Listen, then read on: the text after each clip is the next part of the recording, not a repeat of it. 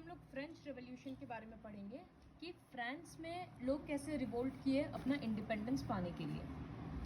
On the morning of 14 July 1789 Paris का city पूरे alarm में था, मतलब लोग एकदम घबराए हुए थे। क्यों? क्योंकि किंग ट्रूप्स को ऑर्डर दिया था, आर्मी वालों को ऑर्डर दिया था कि शहर के अंदर घुस जाओ और ओपन फायर करो सिटीजन के ऊपर, मतलब लोगों पे गोली चलाओ। सम 7,000 मेन और विमेन टाउन हॉल में गैदर हुआ। टाउन हॉल मतलब कम्युनिटी बिल्डिंग है। And decided to form people's militia. वो लोग अपना एक ग्रुप बना लिया और गवर्नमेंट बिल्डिंग्स के अंदर तोड़फोड़ शुरू कर दिया हथियार ढूंढने के लिए कि गन वगैरह मिलेगा तो बदले में हम लोग आर्मी वाले पे अटैक करेंगे। Finally a group of several hundred people March towards the eastern part of the city. और वहाँ पर एक जेल था, प्रिजन बैस्टिले, उसको वो लोग तोड़ के अंदर घुस गया और वहाँ का सब कुछ तोड़ दिया। वहाँ जितना प्रिजनर था ना, कैदी था, सबको रिलीज कर दिया, खाली 7 ही कैदी था। Yet the Bastille was hated by all Bastille because it stood for the despotic power of the king. क्योंकि किंग सबको सजा देता था, किंग के लोग अगेंस्ट जाना था लोगों को, इस वजह से बैस्टिले को लोग हेट करते थे। पूरा फोर्ट्रेस को डिमोलिश कर दिया गया, तोड़ दिया गया, और उसका जो पत्थर वगैरह था ना, उसको मार्केट में बेचा जा रहा था as a form of souvenir, याद के तौर पे। The days that followed saw more writing both in Paris and the countryside. हर जगह पूरे फ्रांस में लड़ाई झगड़ा चलने लग गया। इसके कारण क्या हुआ? काम बंद हो गया तो ब्रेड का दाम बहुत ज़्यादा बढ़ गया। Much later when historians looked back upon this time they saw it was the beginning of chain of events that ultimately led to the execution of the king in France। तो मतलब historians जब बाद में French revolution ऐसे देखे तो देखे कि इस तरह से और बहुत सारा एक्टिविटीज हुआ, ऐसा बहुत सारा रिवोल्ट्स हुआ जिसके कारण लास्ट में किंग को मार दिया गया। तो अब हम लोग डिटेल्स में पूरा पढ़ेंगे। सबसे पहले हम लोग देखेंगे कि फ्रेंच सोसाइटी था कैसा। इन 1774 इसका प्रोनाउंस होता है लुइस नहीं होता है। So Louis 16 of the Bourbon family of kings descended the throne of France. जैसे एक नोबल फैमिली था, रिच फैमिली था, बर्बन फैमिली, उसका एक रूलर, उसका एक मेंबर था जो फ्रांस का किंग था, लुई 16। वो सिर्फ 20 ईयर्स ओल्ड था और उसका शादी ऑस्ट्रियन प्रिंसेस मैरी एंटोनी से हुआ था। ऑस्ट्रेलियन नहीं, ऑस्ट्रियन, ऑस्ट्रिया कंट्री है। Upon his accession the king found an empty treasury. जब वो किंग बना उसको ट्रेजरी, उसको रुपया पैसा कुछ नहीं मिला। क्यों नहीं मिला? Long years of war had drained the financial resources of France. इतना दिन से लड़ाई चल रहा था कि फ्रांस का रुपया सारा खत्म हो गया। और वर्सिलीज पैलेस था वहाँ का, वो बहुत, उसको मेंटेन करना, वो बहुत बड़ा पैलेस था, बहुत एक्सपेंसिव था, उसको मेंटेन करने के पीछे बहुत खर्चा लगा। Under Louis 16 France held the 13 American colonies to gain their independence from the common enemy Britain. France और अमेरिका का कॉमन एनिमी था ब्रिटेन। तो लुई 16 अमेरिका के 13 कॉलोनीज को हेल्प किया ब्रिटिशर से फ्रीडम दिलाने के लिए। बीच बीच में क्वेश्चन पूछेंगे जिसका ध्यान नहीं है, तो इसकी वजह से और एक्स्ट्रा खर्चा बढ़ गया, दूसरे कंट्री का भी खर्चा उठाना पड़ रहा है। तो the war added more than $1 billion livres to a debt. Livres मतलब यहाँ पर लिखा है करेंसी है। To a debt that had already risen to more than $2 billion livres. Lenders जो थे, जो लोग रुपया उधार दे रहे थे किंग को, अब वो लोग ज़्यादा रेट ऑफ इंटरेस्ट लगाने लग गए, ज़्यादा क्रेडिट चार्ज करने लग गए। तो फ्रेंच गवर्नमेंट के पास कोई और ऑप्शन नहीं था। वो क्या किया? टैक्स बढ़ाने लग गया, क्योंकि रुपया गवर्नमेंट और कहाँ से लाता है? टैक्स ही लाता है। To meet its regular expenses, जैसे आर्मी मेंटेन करना, कोर्ट मेंटेन करना, गवर्नमेंट ऑफिसर्स को सैलरी देना, इस तरह का काम भी उसके लिए महंगा पड़ गया। वो इतना बेसिक डिमांड भी मीट नहीं कर पा रहा था। येट इवन दिस, और टैक्स बढ़ाना ही खाली सफिशिएंट नहीं हो पा रहा था। क्यों? क्योंकि फ्रेंच सोसाइटी 3 पार्ट में डिवाइडेड था, फर्स्ट एस्टेट, सेकेंड एस्टेट और थर्ड एस्टेट। फर्स्ट एस्टेट वाले लोग थे जो लोग टैक्स नहीं भरते थे, और सेकेंड एस्टेट वाले भी नहीं भरते थे। थर्ड टैक्स में था लेबर क्लास, सिर्फ वही लोग टैक्स भरता था। तो ये एक्चुअली गलत है, क्योंकि कमा भी वही लोग कम रहा है और टैक्स भी वही लोग भर रहा है।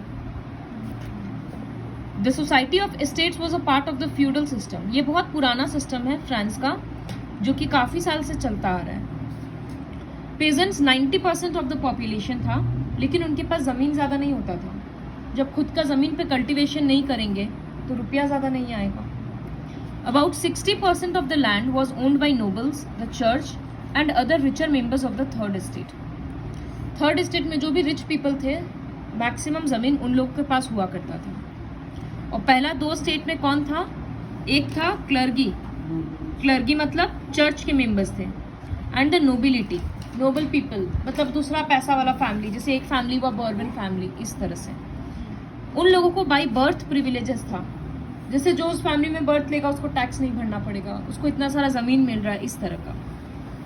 और पेजेंट्स को खाली टैक्स भरना पड़ता था और बाकी दोनों स्टेट का सारा काम करना पड़ता था। आर्मी में भी खुद ही पार्ट लेना पड़ता था, इस तरह से। कोई भी कंस्ट्रक्शन वर्क है तो करना पड़ता था।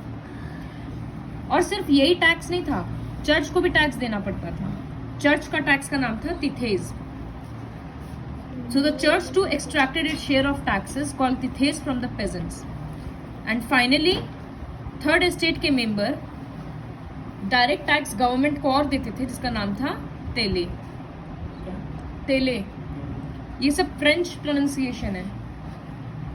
और बहुत सारा इनडायरेक्ट टैक्स देते थे जो डेली का सामान में, जैसे नमक खरीदो तो टैक्स, टोबैको खरीदो तो टैक्स। तो सोचो कितना टैक्स भर रहे हैं, सामान खरीदने पे भी दे रहे हैं, चर्च को भी दे रहे हैं और गवर्नमेंट को डायरेक्ट टैक्स भी दे रहे हैं। और जबकि कमा तो ऐसे नहीं रहे हैं इतना। देखो यहाँ है फर्स्ट स्टेट मतलब क्लर्गी, फिर सेकेंड स्टेट नोबिलिटी, और थर्ड स्टेट में अलग अलग कैटेगरी था, जिसमें से कुछ कुछ तो पैसा वाले होते थे, जैसे जो बड़े बड़े बिजनेसमैन हैं, लॉयर्स हैं, वो सब। पेजेंट्स और आर्टिसंस हैं, और स्मॉल पेजेंट्स, लैंडलेस लेबर, ये लोग। तो ये लोग सब मिलकर टैक्स भरते थे। The struggle to survive, France का पॉपुलेशन 5 मिलियन बढ़ गया इतने साल में, 1715 से लेकर 1789 में। इसकी वजह से क्या हो गया? पॉपुलेशन बढ़ गया तो खाना का डिमांड बढ़ गया, और ज़्यादा से ज़्यादा खाना चाहिए। जितना प्रोड्यूस नहीं कर पा रहे हैं, तो ब्रेड लोगों का स्टेपल डाइट था, वहाँ पर ज़्यादातर लोग ब्रेड खाते हैं, तो वो शॉर्ट पड़ गया। Most workers were employed as labourers in workshops, जहाँ का वेजेस फिक्स नहीं हुआ करता था। जहाँ का वेजेस फिक्स था, लेकिन दाम इतना बढ़ते जा रहा है कि उन लोगों का इनकम से वो लोग अपने फैमिली के लिए ब्रेड भी नहीं खरीद पा रहा है। तो रिच और पुअर का डिफरेंस और बढ़ते गया। Things became worse whenever drought और hail reduced the harvest. Hail मतलब बहुत आंधी तूफान और बारिश। तो जब उसके वजह से या सूखा पड़ जाने की वजह से अगर फसल खराब हो गया, क्रॉप्स खराब हो गया, तो दाम और बढ़ जाएगा। तो this led to a subsistence crisis. तो इस तरह से एक एक्यूट शॉर्टेज हो गया एक बार, जिसके वजह से फ्रांस का इस तरह का क्राइसिस बहुत ज़्यादा होता था पुराने फ्रेंच सोसाइटी में। A growing middle class envisages an end to privileges. जब मिडिल क्लास सोसाइटी बढ़ता रहा, तो वो लोग चाहते थे कि ये जो नोबल्स को इतना फैसिलिटी मिल रहा है ना, ये नहीं मिलना चाहिए। वो लोग भी क्यों नहीं टैक्स भरेंगे, उनके पास क्यों इतना ज़मीन रहेगा, इस तरह का वो लोग का डिमांड था। तो in the past peasants and workers had participated in revolts against increasing taxes and food scarcity. वो लोग हमेशा से लड़ाई करते आए, लेकिन क्या था कि उनका सुनने वाला कौन है, और वो लोग प्रॉपर तरीका से कभी लड़ाई नहीं कर पाते थे। तो कुछ लोग लड़ाई करते थे, सब लोग यूनाइट होकर नहीं लड़ाई करते थे, इस तरह का प्रॉब्लम था। लेकिन 18th सेंचुरी में बहुत तरह का सोशल ग्रुप्स और एमर्ज किया, और जिसका नाम था मिडिल क्लास। मतलब मिडिल क्लास कैटेगरी आया, बहुत रिच और बहुत पुअर, और बीच का आया मिडिल क्लास। इसमें कौन थे? इसमें पढ़े लिखे लोग थे, जो लोग बिजनेस कर रहे हैं, या लॉयर है, टीचर है, डॉक्टर है, इस तरह का प्रोफेशन से रुपया कमा रहे हैं। और ये लोग एडुकेटेड थे और बिलीव करते थे कि ये जो प्रिविलेजेस बाय बर्थ मिल रहा है, ये नहीं मिलना चाहिए। रादर एक ऐसा सोसाइटी होना चाहिए जहाँ लोग अपने मेहनत से आगे बढ़ें और उनको उसके हिसाब से रैंक मिले। तो बहुत सारे फिलोसोफर्स बुक्स लिख रहे थे, जैसे जॉन लॉक, ये सब प्रोनाउंसिएशन सुन लो ध्यान से। इसका है John Locke, Jean Jacques Rousseau, ये सब प्रोनाउंसिएशन है। तो in his 2 treaties of government, 2 treatises of government book का नाम है।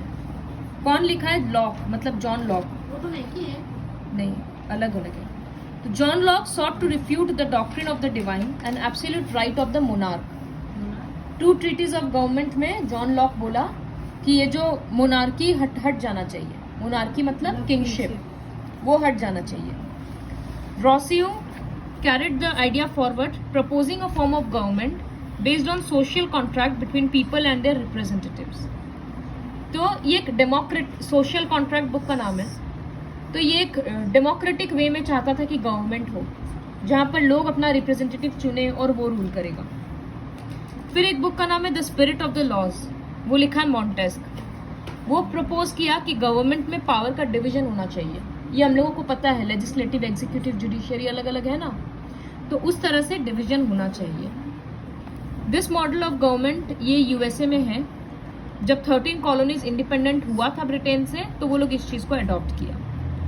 और इस तरह से ना लोग कॉफी हाउस में बैठकर, रास्ता में, अलग अलग जगह पर लोग इन सब चीज को डिस्कस करने लग गए।